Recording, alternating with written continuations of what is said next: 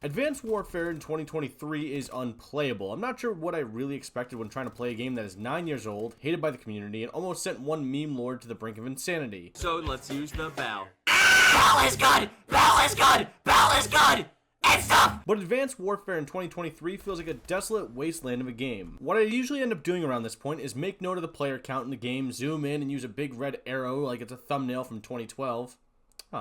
Then insert some sort of clip. Ha ha ha! Classic comedy. But with Advanced Warfare, I can't do that, because Advanced Warfare is the first time in Call of Duty history where the developers decided to hide the amount of players currently playing the game. So that means no cool world map that highlights the various places around the world where players could be, and that definitely means, again, no funny jokes at the expense of a 9-year-old game. Though this doesn't mean I can't tell you about my own personal experience of the game and turn this into one big, just trust me bro, type of video. Trying to find a game can take a bit, and I won't lie and say it took me nearly 2 hours of sitting in a lobby waiting for the matchmaking to finally find me something, regardless of the amount of times I kept looking at my screen while watching The Wolf of Wall Street and seeing the matchmaking queue say no games found. But that's exactly what happened. Luckily, through the power of patience, determination, and inspiring quotes I read on some random Tumblr, eat shit Tom Brady, I managed to find a lobby and get some much needed playing time in. It's like a reward. And if you're wondering what the experience of an Advanced Warfare lobby in 2023 is like, let me just show you. Take it in there strong, Eric.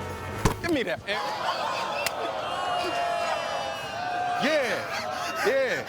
Yeah. Hey, and the same thing can happen to you too. This might be my own personal skill issue, but my advice here is don't go into Advanced Warfare multiplayer thinking you're going to top frag or something, because the people you're going up against are most likely the type of players who have been grinding the game since launch. Yes, you may find some lobbies where the opposition are people just discovering the game for the first time, or as I like to call them, 9 years too late Christmas noobs. But it's best just to accept the fact that your team is going to be the equivalent of a pickup basketball team, while your opposition is the NBA All-Star team, but every single player is LeBron James. If you weren't already aware, this game features the Advanced Movement System, which takes the traditional boots-on-the-ground type gameplay and turns everyone into human pogo sticks. You will also find some nice sliding mechanics. The new movement system helps create that ever-so-coveted skill gap that every streamer and content creator under the sun seems to talk about when in regards to Modern Warfare 2. But again, the skill gap in this game, in my opinion, creates such a massive disproportion between good and bad players that after a few games, this movement system gets pretty damn annoying. And I know, skill issue, but I feel like the Advanced Movement System as a whole is done better in other games, Black Ops 3, than it's done in Advanced Warfare. But with this new movement system comes a few new map design choices. For instance, more verticality was added to maps in order to accommodate the new movement design. Example, the single greatest DLC map in Call of Duty history, Perplex, which is a fitting name for this map because I'm perplexed at how this map even made it through any sort of testing and was released to the general public, as it feels extremely confusing to navigate, but you want to make sure you're the one at the highest point of the map before everyone else. That way, you and your team can look down at everyone else and be like, King in the castle, king in the castle.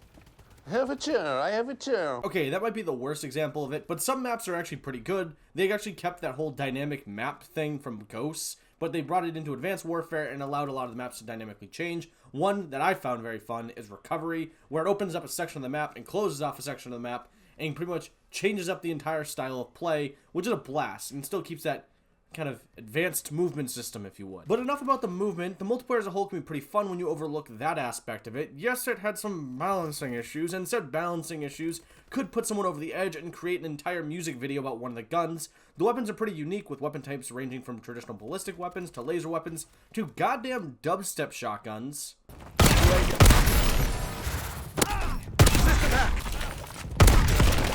And I can't mention the weapon variety without mentioning supply drops. It was a pay-to-win system that allowed the player to either earn or buy supply drops and obtain various items ranging from cosmetic clothing, new weapons, or weapon variants. Weapon variants were basically the base weapon with better stats and small cosmetic changes.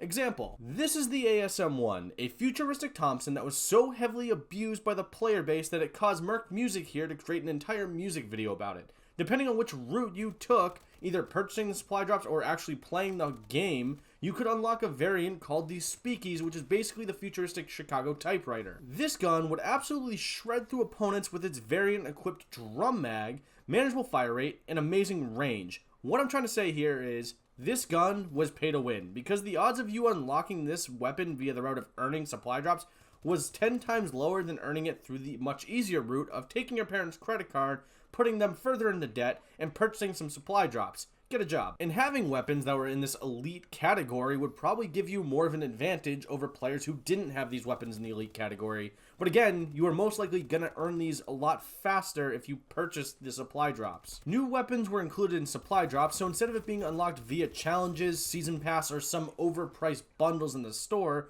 you were left gambling at a chance to snag one of these new weapons that were totally not broken. And why don't we just talk about the customization options that were just, is that a clown? Listen, Advanced Warfare got a lot of flack back in the day for being too silly with its maps, gameplay, and customization options, but goddamn did I just really want this clown customization.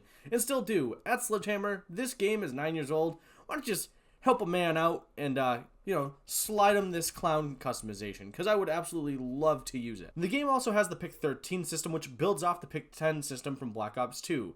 But unlike the Pick 10 system, custom classes offer kill streaks. So instead of an entirely different tab that has your kill streaks, your custom classes become a one-stop shop for all your game rampage needs. But note that if you decide to add more attachments to your weapon, gain an extra perk, or maybe have a secondary weapon, this could come at the cost of one of your kill streaks, or anything in your custom class. I shouldn't need to do this, but I feel like it's necessary to go over the kill streaks. That way you have a better understanding of what everything is, because, future. The aerial recon drone is a remote control drone, that allows the player to fly around and mark enemies on the radar. Basically an RCXD, but not nearly as cool. The UAV, when activated, shows enemies on the minimap, like any other Call of Duty before it. Care packages, which drop from the sky like DB Cooper, possibly giving you randomized kill streaks to wreak havoc on your opponents, or just utter garbage. Lots of gambling going on here. XS-1 Goliath, which is oddly reminiscent to the Titans from Titanfall. Stand by for Titanfall.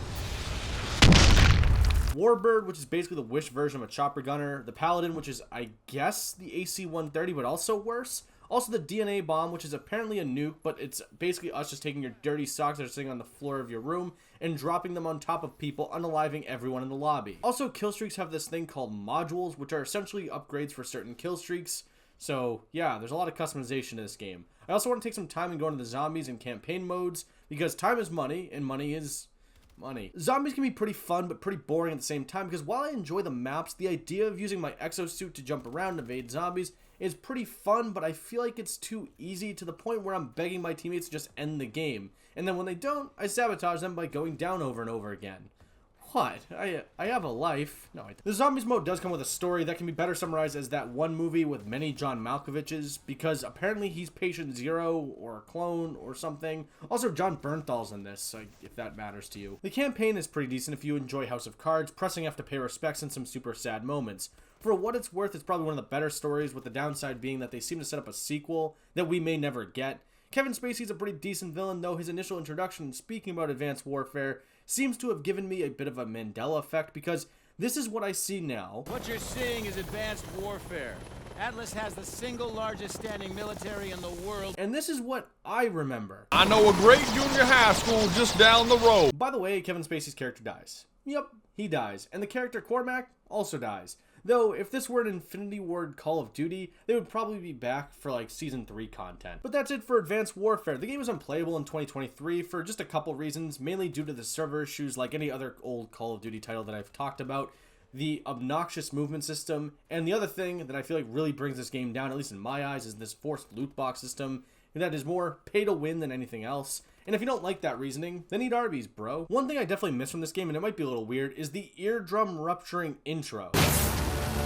It was definitely the best way to wake up in the morning. Well, next to that clown picture I have above my bed. And that's it. I would like to know what you think, though. Is Advanced Warfare in 2023 playable? And what did you think of this loot box system? Let me know what you think in the comment section below. If you enjoyed the video, great, leave a like. And if you didn't, well, it doesn't really get much better than this. If you enjoyed the video just enough, maybe consider subscribing to gain me more support in removing Chaim Bloom as GM of the Red Sox, because I don't know if I can do this for 162 games. And, well, bye. Oh, I forgot to mention, you can play Advanced Warfare on the 360, PS3, or PC as well, which is wild to think about that this exists on the 360 or PS3 when it looks like a Madden game released on the PS2, but it exists if you want to try it, though no one is probably really playing it either, but hey, it's something for you to do. But please go outside.